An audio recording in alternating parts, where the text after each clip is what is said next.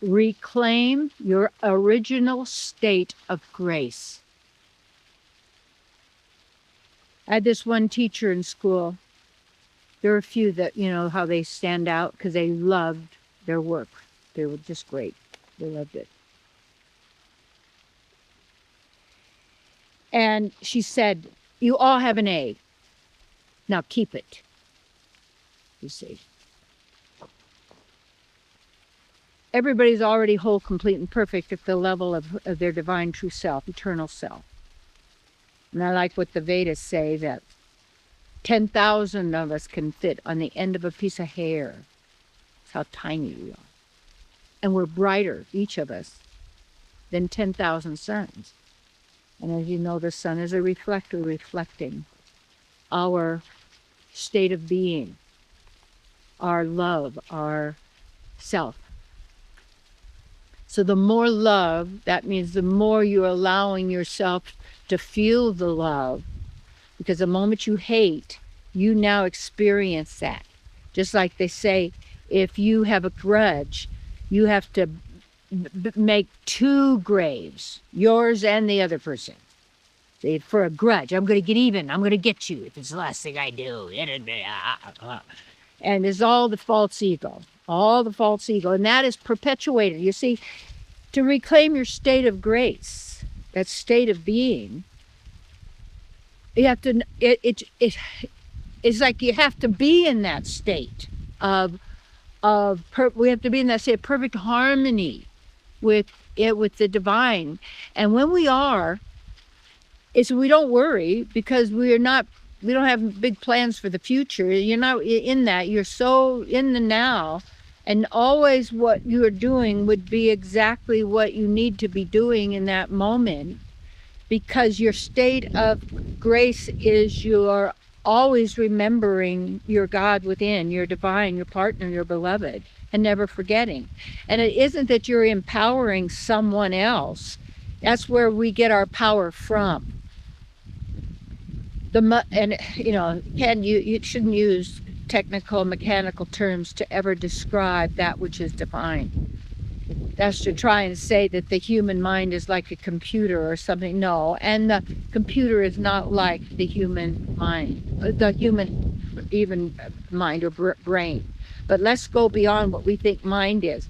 The human being, or the divine being that we are, that is beyond human, beyond the mind, beyond time, beyond form, because we're at that original state of being.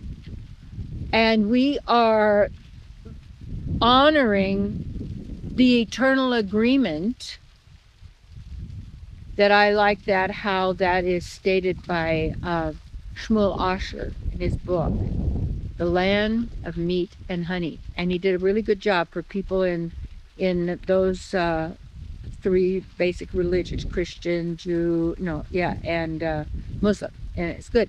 And there's, yes. And it also really also helps validate, I know, that the Essene teachings of the teacher of righteousness, Yeshua, which was actually, you know, a great teacher to bring us knowledge of who we really are. And he's great, and he lived and served in India for many, many years. And as learning the great wisdom of the masters. And what you see, that the knowledge is there. And what happens is that knowledge can be distorted, where it becomes fixated beliefs, which is a lockdown.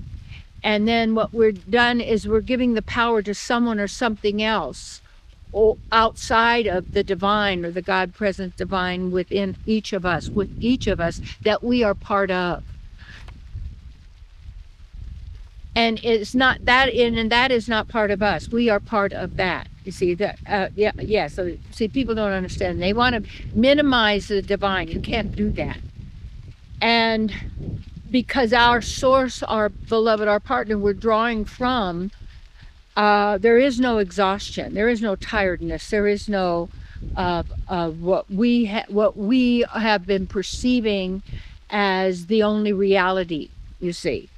And when you regain your original state of grace and a state of being, It means that we would have to come back to our original self. And when we're in the original self, it almost means that we have to be in also a state of forgiveness. And forgiving means to be giving again, to open up our own flow of allowing ourselves to feel the love for and resolving all of the guilt and the shame and the pain and the suffering that we have been basically taught to accept and believe and practice and be involved with and agreeing to hell and damnation.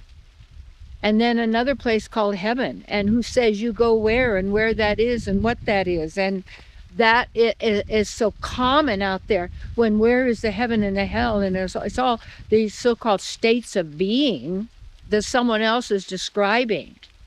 But what do you know, and what is true and what is real is you with your divine right there. So get to know yourself. Get to know the God, the divine presence within, and then you'll know the divine presence within me. You'll know me and I'll know you. And then I'll also appreciate your own uniqueness, individuality, light expressions of who you are. Yes. So reclaim your original state of grace. And when the grace comes, there's no worries. And you work at it, the studying, being with teachers, learning from them, and God realization. And finding what I was looking for, my process is allowing that to be.